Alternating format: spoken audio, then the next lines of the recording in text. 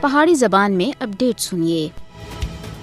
مقبوضہ جموں کشمیر دے لوکاں دی زندگیاں بھارتی فوجیاں دے رحم و کرم دے اوتے چھوڑ دتی گئی ہے۔ ضلع کشتواڑ وچ بھارتی فوج دی بربریت کی ایک اور مثال پوری دنیا دے سامنے بے نقاب ہوئی ہے۔ بھارتی فوجیاں 49 کشتواڑ وچ 11 RR کیمپ وچ 4 کشمیری شہریوں کو شدید وحشیانہ تشدد کا نشانہ بنایا ہے۔ طبی معائنے تھیں اس گل دی تصدیق کی گئی ہے کہ کشتواڑ دے شہریوں کو شدید تشدد کا نشانہ بنایا گیا ہے۔ بھارتی فوجیاں کشتواڑ وچ شہریوں وچ خوف و ہراس پیدا کرنے دے واسطے یہ وحشیانہ کاروائیاں اور انہاں وچ اور زیادہ تیزی کر کے دی ہے۔ شدید ٹارچر بھارت کی طرف تے مقبوضہ جموں کشمیر وچ استعمال ہونے والا ظلم دا ایک آلہ ہے۔ بھارتی فوج دے دہشت گردی دے دور وچ مقبوضہ جموں کشمیر وچ ماورا عدالت قتل، عصمت دری اور بدسلوکی دن با دن بدتی جا رہی ہے۔ مقبوضہ جموں کشمیر دے لوگ گزرے 78 سالاں دے بھارتی فوجیاں دے ہاتھوں ناقابل برداشت مظالم سہ رہے ہیں۔ مقبوضہ جموں کشمیر وچ گزرے 35 سالاں وچ ہزاراں نوجوان بھارتی تفتیشی مراکز وچ شہید بھی کیتے جا چکے ہیں۔ سخت قوانین دے تحت بے لگام اختیارات تھے لطف چاندیاں ہویاں بھارتی فوجیاں